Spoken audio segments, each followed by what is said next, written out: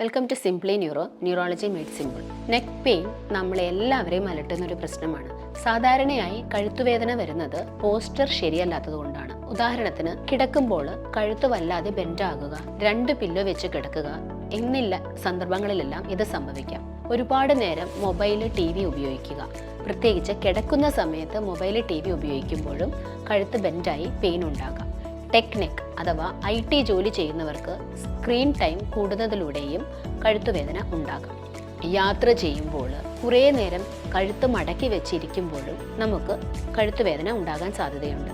പെട്ടെന്ന് ഒരു അപകടം വരുമ്പോൾ സഡൻ ബ്രേക്ക് ഇട്ട് ഡിസ്ക് ബൾജ് സംഭവിക്കാം. ഇതിനെ വിപ്ലാഷ് ഇഞ്ചുറി എന്നാണ് പറയുന്നത്. മറ്റൊരു കാരണമാണ് സ്പോർട്സ് ഇഞ്ചുറി. ഇനി നമ്മുടെ കഴുത്തിൽ 7 എല്ലുകളാണ് ഉള്ളത്. കശേരുക്കൾ അഥവാ സെർവൈക്കൽ വെർട്ടിബ്ര എന്നാണ് ഇതിനെ പറയുന്നത്. ഈ കശേരുക്കളുടെ ഇടയിൽ ഒരു കുഷ്യൻ ഉണ്ട്. ആ കുഷ്യന് പറയുന്ന പേരാണ് ഡിസ്ക്. ഈ ഡിസ്ക് തന്നെയാണ് നമുക്ക് വേദനയില്ലാതെ കഴുത്ത് വളയ്ക്കാനും തിരിക്കാനുമെല്ലാം സഹായിക്കുന്നത്. എല്ലുകൾ തമ്മിൽ ഉരയാതെ നോക്കുന്നതും ഈ ഡിസ്ക് തന്നെയാണ്.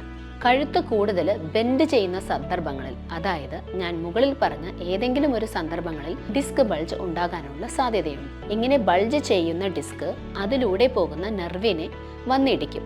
അപ്പോൾ ആ നെർവ് സപ്ലൈ ചെയ്യുന്ന ഭാഗത്ത് വേദനയും ശക്തികുറവും അനുഭവപ്പെടും. അതുകൊണ്ട് തന്നെ പ്രശ്നം കഴുത്തിലാണെങ്കിലും വേദന ഉണ്ടാകുന്നത് കയ്യിലായിരിക്കും.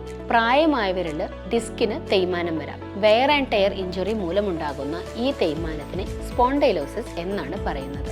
ഡിസ്ക് തള്ളിയിരിക്കുകയാണോ എന്നറിയാനായി ഡോക്ടർ ചില പരിശോധനകൾ ചെയ്യിപ്പിച്ച് നോക്കാറുണ്ട്. സാധാരണയായി കയ്യിൽ ശക്തി കുറവുണ്ടോ, സെൻസേഷൻസ് കുറവുണ്ടോ എന്നെല്ലാമാണ് ഡോക്ടർ നോക്കുക. ഇത് നോക്കുന്നതിലൂടെ കഴുത്തിൽ നെർവിന് ബ്ലോക്ക് ഉണ്ടോ എന്ന് കണ്ടുപിടിക്കാൻ ഡോക്ടർക്ക് സാധിക്കും. ആദ്യം തന്നെ ഡോക്ടർ ചെയ്യുന്ന ഒരു ടെസ്റ്റ് എക്സ്റേ ആണ്. എല്ലിൻ്റെ അലൈൻമെൻറ്റ് കറക്റ്റ് ആണോ എന്നാണ് ഡോക്ടർ നോക്കുന്നത്. നമ്മുടെ സെർവൈക്കൽ സ്പൈന് സാധാരണയായി ഒരു വളവുണ്ടാകും. ഇതിനെ സെർവൈക്കൽ സ്പൈൻ ലോർഡോസിസ് എന്നാണ് വിളിക്കുന്നത്. നെക്ക് സ്പാസം അല്ലെങ്കിൽ ഉളുക്ക് വരുന്ന സന്ദർഭങ്ങളിൽ ഈ ലോർഡോസിസ് കാണാൻ സാധിക്കുകയില്ല. എക്സ്റേയിലൂടെ ബോണിന്റെ ഇടയിലുള്ള സ്പേസ് നോർമൽ ആണോ എന്നും നോക്കാൻ സഹായിക്കും. പക്ഷെ ഗോൾഡൻ സ്റ്റാൻഡേർഡ് എന്ന് പറയുന്നത് MRI സ്കാനാണ്. MRIയിൽ സ്പൈനൽ കോഡിന് എന്തെങ്കിലും പ്രശ്നം ഉണ്ടോ എന്നും ഡിസ്ക് വന്ന് നെർവിനെയോ സ്പൈനൽ കോഡിനെയോ കംപ്രസ് ചെയ്യുന്നുണ്ടോ എന്നും അറിയാൻ സാധിക്കും. IT പ്രൊഫഷണൽസിന് കുറേ നേരം ലാപ്ടോപ്പിൽ വർക്ക് ചെയ്യുമ്പോൾ കഴുത്ത് ബെൻഡാകുന്നത് മൂലം ഉണ്ടാകുന്ന വേദനയാണ് ടെക്നിക് എന്ന് പറയുന്നത്. എങ്ങനെ ടെക്നിക് കുറയ്ക്കാം? Take frequent breaks. കുറേ നേരം സ്ക്രീൻ നോക്കി വർക്ക് ചെയ്യുന്നത് അവോയ്ഡ് ചെയ്യുക. ഇടയ്ക്കിടയ്ക്ക് എണീറ്റ് നടക്കുക. Always keep your laptop in your eye level. ബാക്കിന് ആവശ്യമായ സപ്പോർട്ട് നൽകുക. സ്ട്രെച്ചിങ് എക്സസൈസസ് ചെയ്യുക. നെക്ക് സ്ട്രെങ്തൻ ചെയ്യാൻ ഐസോമെട്രിക് എക്സസൈസസ് ചെയ്യുക. ഇനി ഇതൊന്നും ചെയ്തിട്ട് വേദന കുറയുന്നില്ലെങ്കിൽ ഉടനെ ഡോക്ടറുടെ ഉപദേശം തേടണം. ശരിയായ എക്സസൈസുകൾ കഴുത്തുവേദന കുറയ്ക്കുവാൻ സഹായിക്കും. കഴുത്തിൻ്റെ പേശികൾ സ്ട്രെങ്തൻ ചെയ്യുക എന്നതാണ് ഇതിൻ്റെ ഉദ്ദേശം. ഐസോമെട്രിക് എക്സസൈസസ് എന്ന് പറയും.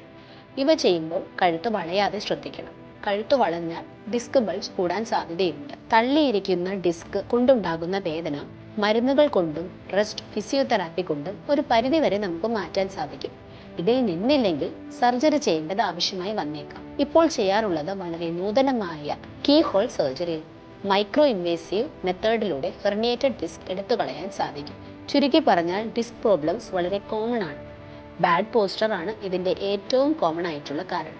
പ്രശ്നം എന്താണെന്ന് കണ്ടുപിടിക്കാൻ MRI ആണ് ഏറ്റവും നല്ലത്. മരുന്നുകളും എക്സസൈസുകളും കൊണ്ട് നിയന്ത്രിക്കാനായില്ലെങ്കിൽ ചിലപ്പോൾ സർജറി വേണ്ടി വന്നേക്കാം. സംശയങ്ങളുണ്ടെങ്കിൽ നിങ്ങൾക്ക് കമൻറ്റ് ചെയ്യാം. Please like, share and subscribe the channel. നമുക്ക് തുടർന്നും കാണാം.